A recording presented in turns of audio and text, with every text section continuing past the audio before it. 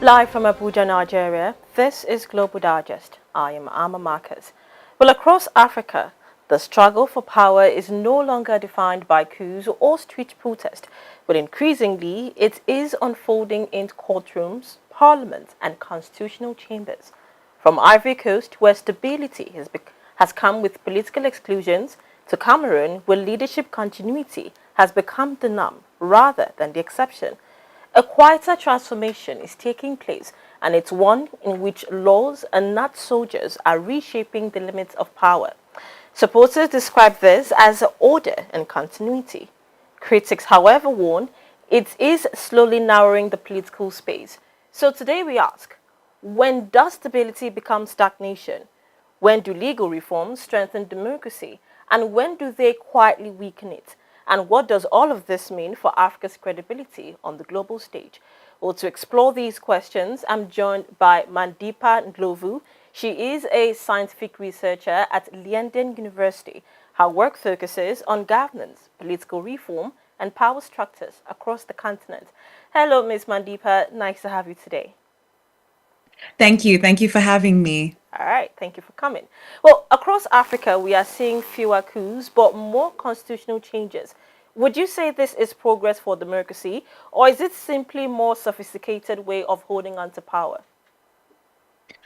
I think let's start by framing the big picture, right? Okay. So we're clearly seeing, as you explained, the shift from force to law across Africa, and this is not by itself a sign of democracy maturing, but it's a sign of how power is being defined across the continent. So it's shaped by elite cohesion, institutional capture, and international incentives rather than deepening of democracy. So when you look at elite cohesion, there is a real need for stability and not legality at the moment. So across Africa, regimes are stable when political, economic, and security elites remain aligned. But the democratic, backsliding tends to accelerate when elite factionalism emerges, and this often triggers succession struggles. And this is what we're seeing across the continent.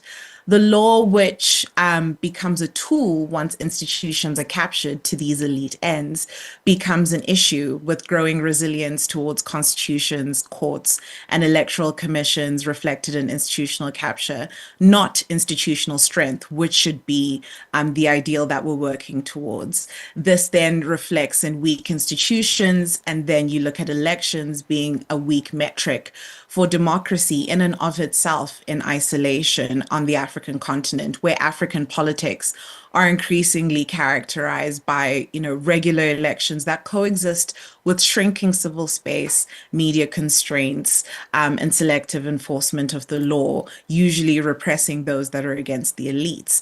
But then there's this interesting interplay where this doesn't translate to democratic fatigue from below. So, despite narrowing political space, around two-thirds of Africans, according to Afrobarometer data, continue to express a preference for democracy. So, this is an interesting interplay that we're seeing. And many systems are moving from overt seizures to constitutional engineering to keep the elite in power, and elite survival being seen as a succession plan and a survival plan. But coups haven't disappeared, right?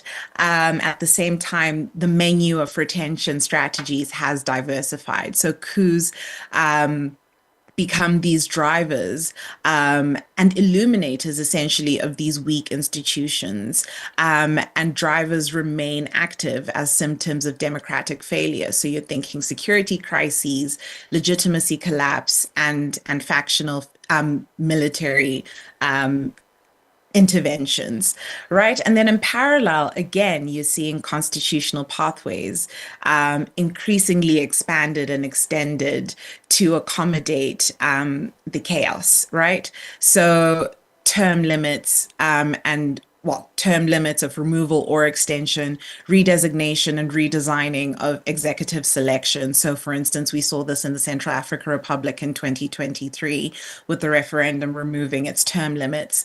Constitutional coups are now a thing as well, and they are now named as a phenomenon in legal policy work and commentary. So you see this, for instance, in Togo with the shift in creating a role without term limits, alongside media restrictions across the continent amid contestation. So these hybrid outcomes are emerging, and the shift is not necessarily coups resulting in law, but force and law, depending on what is feasible for elite survival. So the bottom line really is what we're seeing is not democratic consolidation, but re-engineering of control.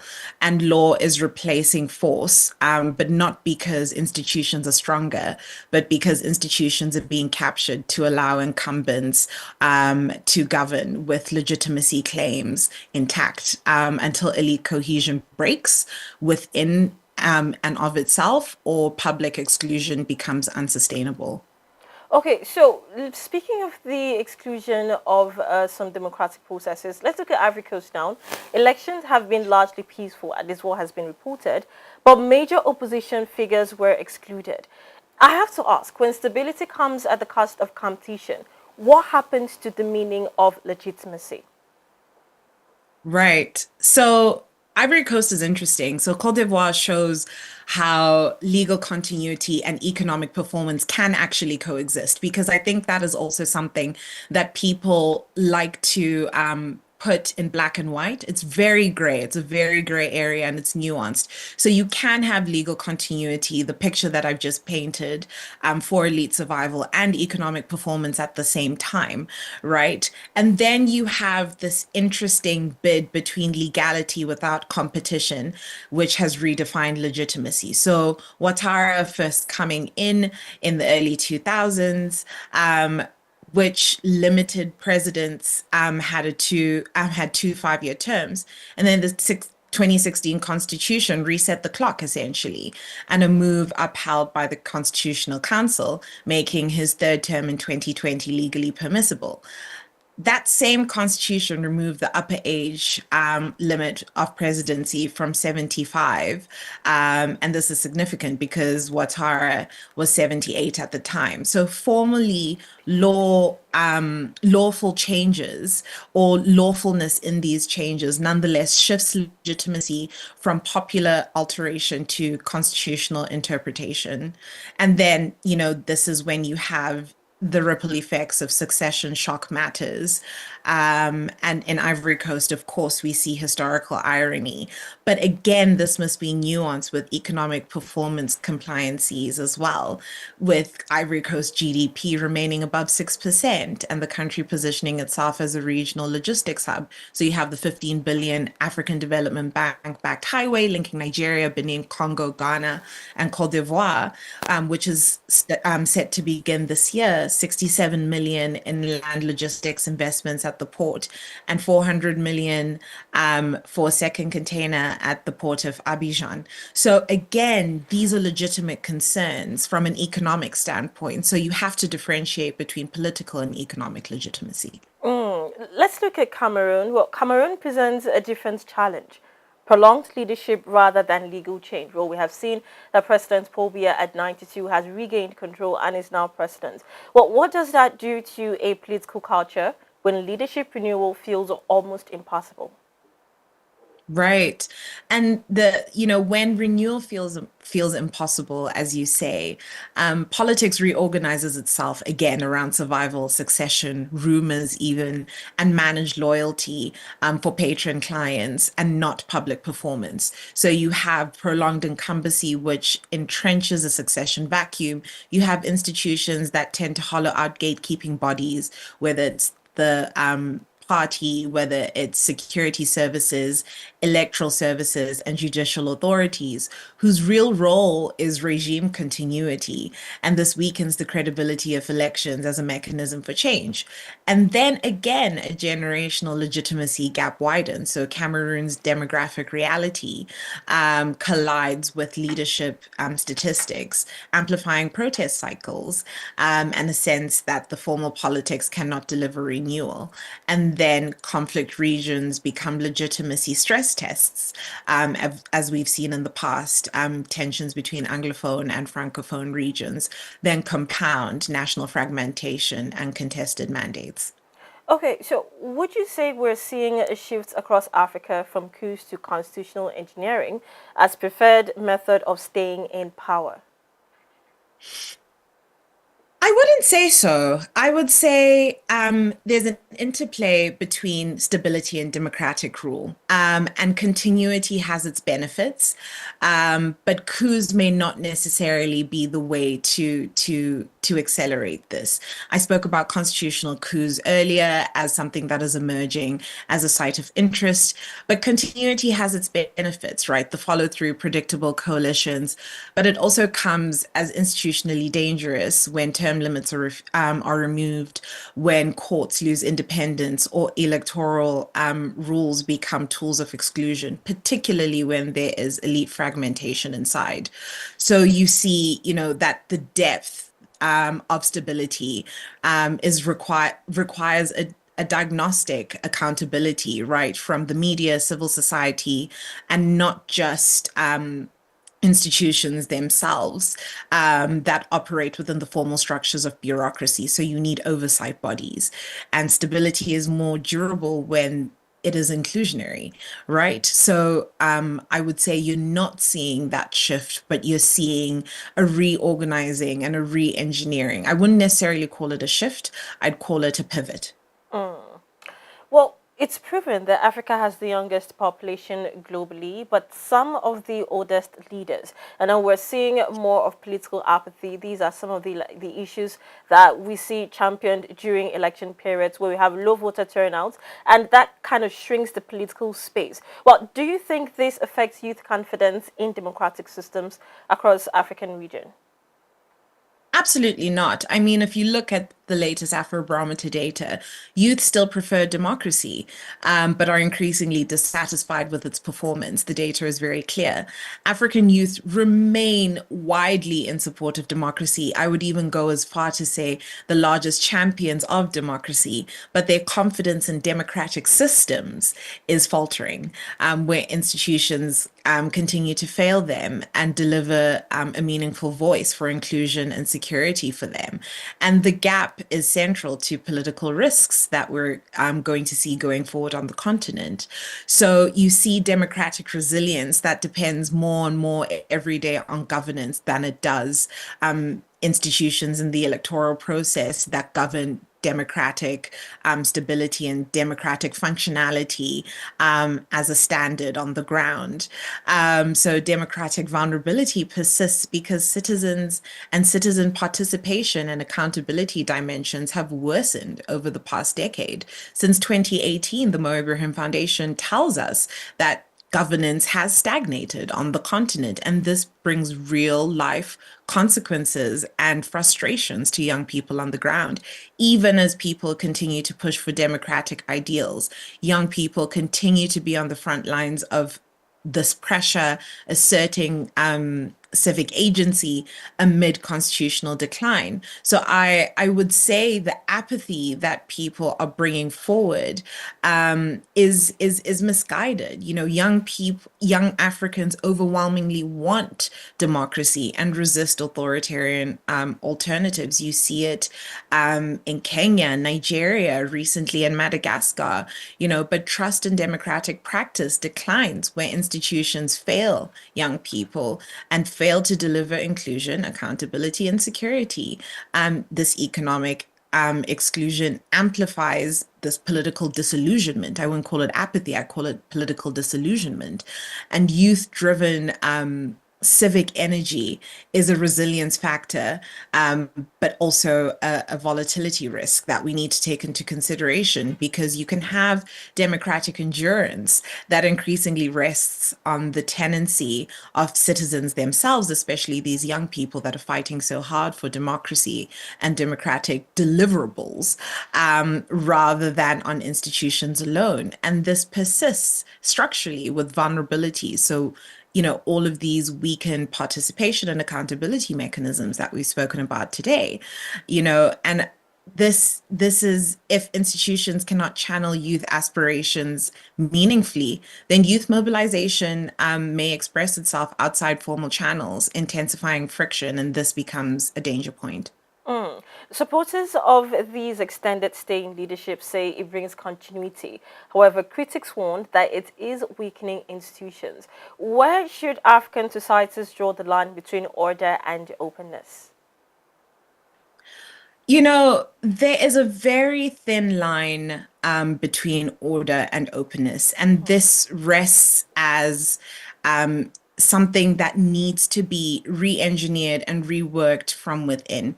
When you're looking at openness, one thing you are looking at is institutions.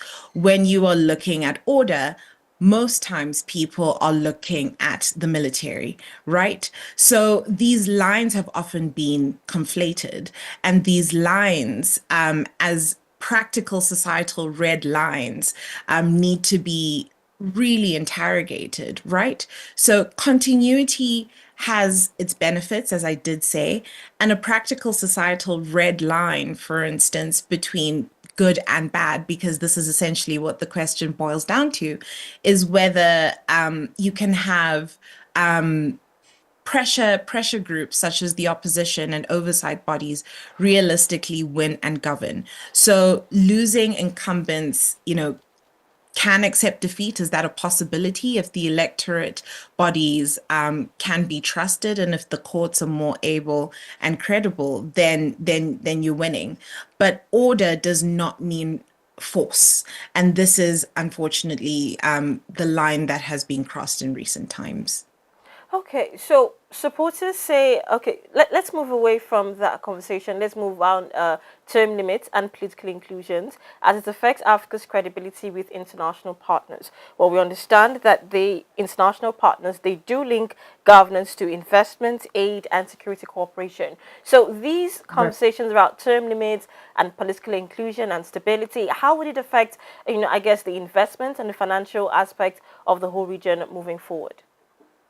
Right. I mean, there was huge celebration in 2025 when two of Africa's major economies, alongside other economies, South Africa and Nigeria, were taken off the FATF grey listing, which is amazing because this opens up, well, this proves that two of Africa's largest economies are in good regulatory standing and opens up capital. However, term limits and inclusion debates increasingly translate into reputational risk. And you cannot be taken off a list, but still run the risk of being unsustainable in terms of a good business working environment. Capital continues to flow in the direction of certainty and stability, and investors and lenders react to perceived instability and rule unpredictability through governance debates, which become materialized when they signal contested succession or recurring unrest. You have diplomatic legitimacy as well that is also at stake, and regimes can retain international roles even amid domestic recovery. But this can't relate to a credibility gap between elite diplomacy and citizen legitimacy, as a growing pattern of a constitutional coup continues to erupt and debates continue to evolve. And, lastly, the strongest external sign or signal is not the term limit rule, but it's the process, right? And this is often what our leaders miss.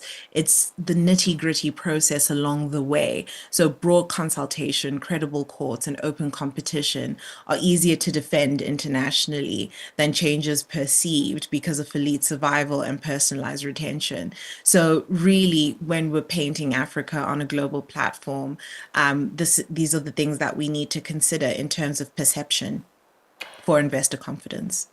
Ms. Ndlovu, I really love the conversation we're having and the conversations as it centers around the economy and structure as well as governance. But in the year ahead, should Africans be more concerned about sudden power grabs, that's like a coups, or should they be more worried about slow legal changes that quietly reshape political competition?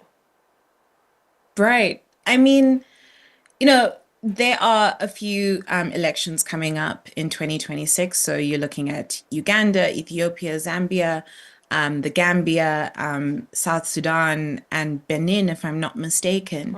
And elite cohesion will be a decisive risk variable in 2026 from the data that I've gathered and from the insights in which I analyze, where ruling coalitions will most probably remain united across party, security, business, and regional elite nexuses, and incumbents are likely to manage elections through law rather than force. As we've spoken about, and many of the most volatile 2026 environments will be those enduring succession phases without credible renewal mechanisms. And institutional capture makes legal risk harder to detect, which is something to look out for in 2026. In countries heading into 2026 with courts, electoral bodies, and security institutions already aligned with executive power, restrictive legal changes can be enacted where there are candidate disqualifications, media regulations, protest bans, or late electoral amendments. Something else to look out for in 2026, elections themselves will be misleading risk indicators. So we cannot continue to look at elections as proxy sticks for great democracy, right? And the presence of orderly voting days in 2026 shouldn't be mistaken for democratic health. Public demand for democracy, again, as I said, remains high, and that's actually the pressure point. With Africans, 2/3 of Africans still preferring democracy, managing elections and democratic outcomes remains a risk for deepening cynicism rather than consent if we continue on the trajectory that we're on. So really, Africans should not at least be concerned about slow legal changes that quietly reshape who can compete as about their dramatic power grabs. The most dangerous elections in 2026 may well be those that are calmer. And I think that will dislodge a lot of the internalized beliefs that we have held about democratic practices on our continent, because they conceal unresolved succession, excluded opposition, and weak institutions that are unable to absorb political change. And instability doesn't come from long rule per se. It's drawn where continuity starts disabling alteration, oversight, and correction, and we need to be wary of that. Well, I guess in the end, democracy is not only tested at the ballots, it's also tested at whether political systems can leave room for renewal. Ms. Ndlovu, thank you so much for joining the conversation on Global Digest today. We appreciate you. Thank you so much. All right, thank you for coming. Well, still ahead on Global Digest, European allies are working on a plan that should US move on Greenland, they would move as well. More details to come after this break. Stay with us.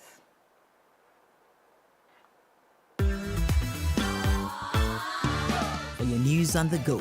ADBN is everywhere you are. Stay connected with us across all our social media and streaming platforms for exclusive news updates, captivating stories, and more. Join the ADBN community today via our various platforms. Anavo TV app, ADBN Channel 121, Niger TV app, ADBN TV, Limexwell TV app. To get the latest news straight to your phone, join our WhatsApp TV channel. Just search for ADBN TV and hit the follow button. Turn on your notification to stay updated and never miss any part of the experience. Stay in the conversation with us across social media handles. On X at ADBN TV, Instagram at ADBN TV, Facebook ADBN TV, YouTube ADBN TV. Keep visiting our website on www.adbntv.com. Watch us live anytime, anywhere. ADBN TV, a part of you.